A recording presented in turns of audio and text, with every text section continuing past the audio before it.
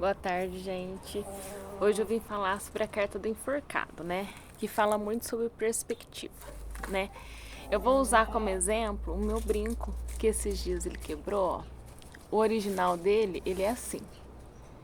Aí ele quebrou bem aqui, e aí eu peguei, quebrei o restante e ele ficou desse jeito, né? E o que eu tô querendo falar sobre isso?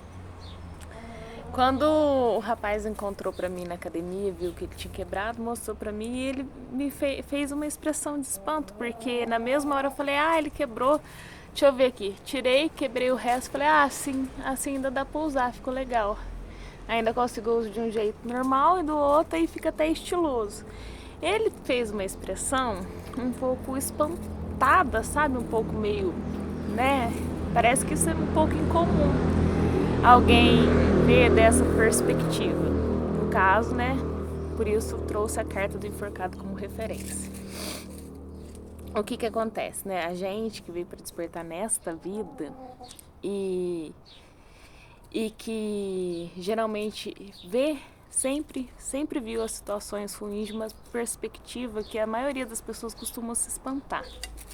Transformar, isso até falo que é a alquimia, a transmutação, né? De algo que é ruim, ao invés de você se pegar aquela situação ruim e ficar se lamentando, chorando, com apego, você vai lá, modifica e fala, tá tudo certo, né? É só fazer isso, aquilo, aqui, ó, eu posso transformar e ainda ter, né? Usar a alquimia ao meu favor. Ou seja, né? Na vida de vocês, que eu acredito que a maioria das pessoas que me acompanham são pessoas que vão despertar ou já estão despertas, né?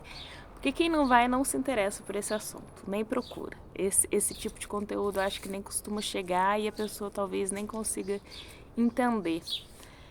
E não é por falta de inteligência, essas coisas, né? Porque ela simplesmente não se interessa, ela não vê isso como algo lógico, racional. Esse assunto não consegue tocar ela da forma que toca a gente. Assim como muitas coisas não nos interessam, né? Então não chega até a gente, que é normal. E isso só é estados de consciência diferentes, não tem a ver com ser superior ou inferior, né?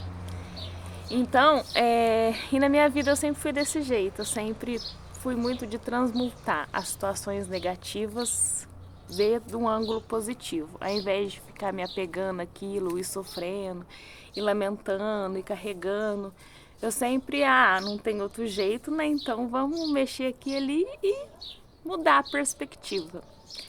Mas é engraçado que isso é incomum. Então a gente, através desse tipo de atitude, a gente consegue tocar as pessoas, né? E, através do exemplo, sendo um exemplo.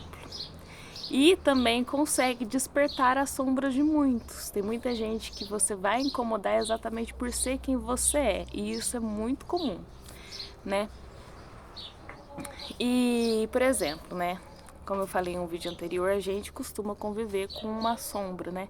A gente já nasce ou tendo uma mãe ou um pai, ou ambos, representando nosso extremo oposto. E é eles exatamente que instigam a gente, isso não é à toa, eles nos instigam a olhar as coisas por uma perspectiva diferente. Esse contexto gera a sua luz, né? Você buscar a luz e buscar ver sempre as coisas através de uma perspectiva diferente, exatamente por ter um exemplo da sombra personificada, né? A minha sombra, caso algo desse tipo aconteça com ela, gente, é uma coisa simples, é um brinco. Tipo, paguei barato nele. Mas a minha sombra personificada, se uma coisa dessa acontecesse com ela, é uma coisa que ela ia lembrar pro resto da vida. Ela lamentaria pro resto da vida. Ela procuraria culpar alguém por ter acontecido isso. Ela sempre iria voltar nesse assunto, mesmo sendo apenas um brinco. Então, até essa pessoa que está no lado sombra, é só uma questão de mudança de perspectiva de vida, né? É só uma mudança de olhar, né? Na vida da gente sempre vai ter coisas desagradáveis que vai acontecer, mas a questão da perspectiva faz a gente levar a vida de uma forma tão mais leve, mas tão mais leve, e observando a tua sombra você vê isso, né? A tua sombra personificada. Você consegue enxergar.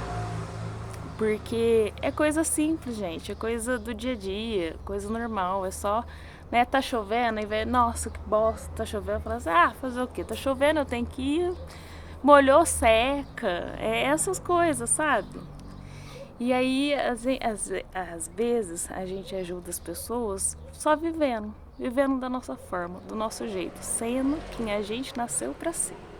E que graças ao despertar a gente volta a se lembrar de quem a gente nasceu para ser, né? Porque às vezes a gente vai tentando pertencer ao mundo, fazer parte, vai se misturando e aí que entra a confusão toda e que aí você é jogado lá no fundo do poço para tentar se lembrar disso, de ser quem você nasceu para ser.